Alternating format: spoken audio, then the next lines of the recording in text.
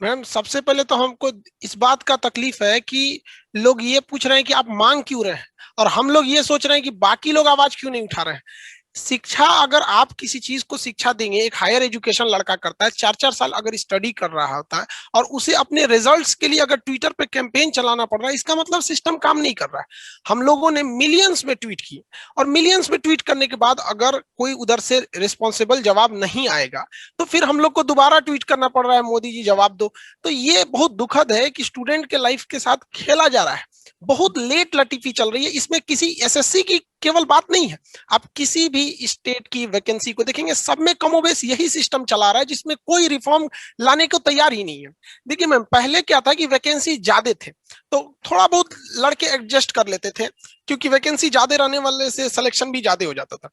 लेकिन इधर देखेंगे तो ग्रेजुअली वैकेंसी लगातार घटते गई है। और आपको जानकर ताज्जुब होगा मैम कि कई ऐसे एग्जाम हैं जो पिछले 5 5 साल से अटके हुए हैं। हम आपको स्पेशली बिहार के बारे में बताते हैं। बिहार एसएससी वैकेंसी निकाली थी 2014 में। आपको जानकर ताज्जुब होगा 2021 आ गया, अब तक वो क्लियर नहीं है, और अभी उसमें कई चीजें बाकी हैं। फिजिकल टेस्ट बाकी है, टाइपिंग बाकी है, मेरिट लिस्ट है, मेडिकल होगा, फिर उसके बाद फाइनली ज्वाइनिंग होगी। ये लगभग लगभग इसको हो सके तो ये लोग 2024 तक खींच ले जाए सब। तो आप बताइए, अगर किसी एक वैकेंसी को आप देते हैं और उसे 8 से 10 साल में फाइनल करते हैं, तो वो लड़का तब तक तो वेटिंग में रहेगा ना। अगर तब तक वो 8 से 10 साल तक जो भी वैकेंसी आएगी सब में भरेगा। वो हो सकता है कि वो सेलेक्ट हो जाता और वो भीड़ कम हो जाती। तो इससे खुद एसएससी के ऊपर और जो भी रिक्रूटमेंट बॉडी उनके ऊपर एक्स्ट्रा बर्डन पड़ रहा है। जबकि अगर उन्हें विद इन टाइम अगर वो उसे क्लियर कर दे, तो ना ही हमें कैंपेन करनी पड़ेगी, ना ही स्टूडेंट्स को कोई तकलीफ उठानी पड़ेगी। वो आराम से पढ़ेगा, जॉब लेके चला जाएगा। मैम मैम सबको आप निजी नौकरी में नहीं ना भेज सकते हैं। सबको अगर आप ये कह देंगे कि निजी नौकरी में जाइए आप, तो उस लड़का उसी हिसाब से ना पढ़ाई करेगा। लड़के ने तो पढ़ाई किया है सरकारी हिसाब से, उसने हिस्ट्री, पॉलिटी, ज्योग्राफी, रीजनिंग ये सबको तैयारी करके हिसाब से रखा है। अगर उसको पहले ही गवर्नमेंट कह दे कि हम नहीं दे सकते हैं, तो वो लड़का निजी नौकरी के हिसाब से, कंपनी के रिक्वायरमेंट के हिसाब से अपने स्किल को डेवलप करेगा। अब एक लड़के ने रीजनिंग को, मैथ्स को, इंग्लिश को, जीएस को स्ट्रॉन्ग करके रखा है। अब वो जाएगा टीसीएस में जॉब लेने, वो पूछेगा तुमने ये पढ़ के लाया, इसका हमारे यहाँ जरूरत नहीं।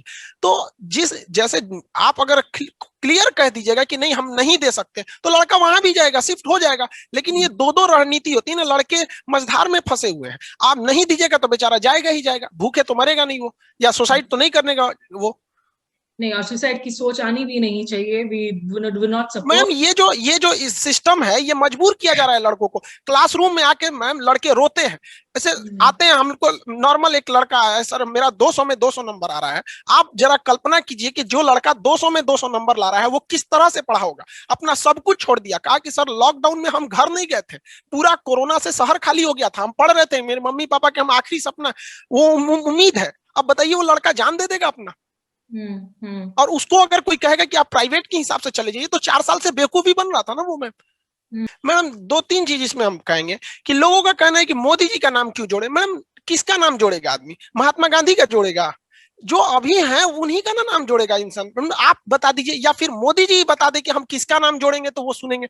हम किसका नाम जोड़ सकते हैं? अभी के वक्त में हमारे लीडर वही हैं, हम उन्हीं का तो जोड़ेंगे। और रही बात राजनीति की, मैडम कोई टीचर स्टूडेंट राजनीति करता नहीं। बंगाल चुनाव है, आप किसी एक टीचर को बोलिए जिसने बंगाल चुनाव में एक भी स्टेटमेंट दिया हो, या कोई भी स्टूडेंट हो, उसको नहीं मतलब है कि चेन्नई में क्या हो रहा है, अभी जो पांडिचेरी में क्या राजनीतिक उथापतल हो रहा है, उसको कोई मतलब नहीं है। फिर भी आप कह रहे हैं कि टीचर्स राजनीति कर रहे हैं। मतलब हम जो वैकेंसी को क्लियर कराने की मांग की जा रही है, तो उसमें राजनीति होने लगी। मैम ये कहां से राजनीति हो सकता है मैम? इसको कुछ नतीजा निकला भी है मैम।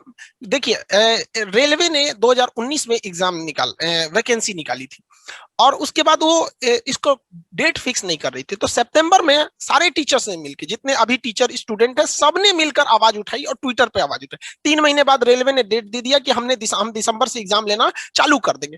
तो हम लोग को लगता है कि नहीं, अगर हम ऐसा करेंगे तो रिजल्ट दिया जाएगा। और रही बात, लोग कहते हैं कि प्राइवेट नौकरी क्यों नहीं कर लेते। मैडम गवर्नमेंट जॉब या फिर एसएससी, रेलवे, बैंक, इन सब की अहमियत लॉकडाउन में लोगों को अच्छे से समझ में आ गया था। जब लाखों लोगों को भगा दिया गया था उनके जॉब से, वो प्राइवेट जॉब वाले जो है कम से कम कुछ तो सैलरी दे सकते थे, उन्हें वो रुक सकते थे। तो लोगों को रियलाइज हुआ मैडम, डिमांड को आप नहीं रोक सकती है। घर के गांव की पृष्ठभूमि को रियलाइज हुआ कि घर में एक लड़का सेटल रहना चाहिए कि कल को कोई अगर मुसीबत आती है तो हमारे परिवार को रोक सकता है। अब आप उसको कहिएगा, वो भी जो लॉकडाउन का दर्द झेला है, उसको कहिएगा कि तुम प्राइवेट जॉब क्यों नहीं देख लेते हो, क्यों एसएससी रेलवे के पीछे पड़े हो, तो वो आपकी बात सुनेगा मैम।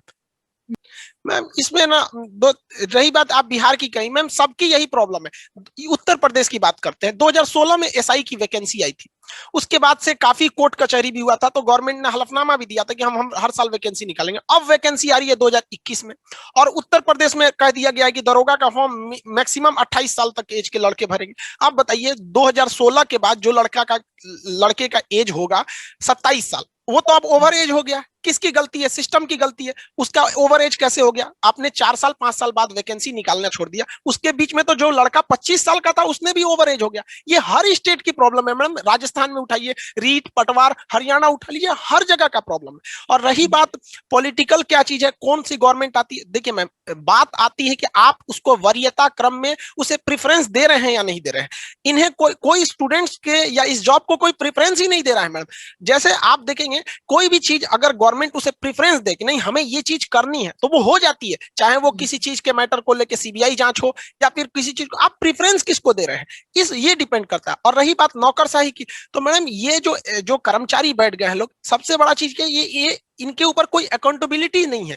हम वैकेंसी क्लियर कराएं नहीं कराएं, इनको कोई जवाबदेही नहीं बन पाता है। ये सबसे बड़ी समस्या, एक मोरल रिस्पॉन्सिबिलिटी खत्म होती जा रही है एसएससी वालों की। आप जैसे देखिए कोई किसी एक पॉलिटिकल पोस्ट को खाली हो जाता है, तो वहां 6 महीने के अंदर उपचुनाव करा लिए जाते हैं। यहाँ पे 5-5 साल तक कोई पता नहीं चल रहा है, और हम अपना अधिकार मांग रहे हैं। ये स्टूडेंट कह रहे हैं कि आपने हमसे फीस लिया है, फॉर्म भराने का पैसे लिए हैं, 600-600 रुपया, 700-700 रुपए लिए होंगे, वो ऐसे नहीं मांग रहे हैं अपना अधिकार। और आपको अगर नहीं लेना है तो पैसे लौटा दीजिए आप। मैंने रखता है मैडम, 500 लड़के, आप मतलब ये गांव देखिए 500 रुपए उस बेचारे का पॉकेट खर्च आता है। हम बहुत से ऐसे लड़कों से मिले हैं जो कहते हैं कि सर, हम लोग के पास आते हैं कि सर डेट खत्म हो जाएगा, कुछ पैसे दे दीजिए। सोचिए मैडम, ये देश की हकीकत है कि 500 रुपए उसके पास फॉर्म भरने का नहीं होता है, आता है कि सर पैसे दे दीजिए। और उसका पैसे रख के अगर कोई कहता है कि 5 साल 6 साल तक कुछ नहीं होगा, मैडम ये क्या कर रहे हैं? अंग्रेजों को तो ये लोग, हमको लगता है कि एसएससी और ये नौकरशाही जो है, ये अंग्रेजों का भी रिकॉर्ड तोड़ना चाहते हैं अत्याचार के मामले में। मैडम हम क्या कह सकते हैं इसमें, खुद इंसान अंदर से टूटता हुआ लगता है पढ़ाने के बाद। मतलब क्या कर सके, लड़के एकदम मन से पढ़ते हैं, पढ़ाई करते हैं।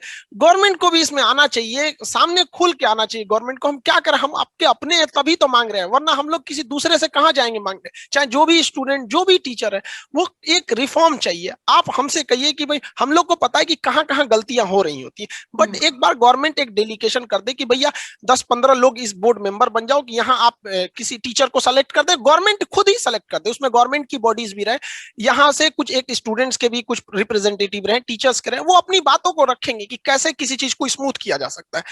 नहीं तो ये परंपरा चलती जाएगी। ये हम लोग भी नहीं चाहते हैं कि ट्विटर पे ट्रेंड कराया जाए, पूरी दुनिया देखे कि भारत की समस्या। हर व्यक्ति को अपने देश से स्वाभिमान होता है, ऐसा नहीं कि हमें नहीं है, बट पानी जब सर से ऊपर चली जाती है तो क्या करेंगे मैडम।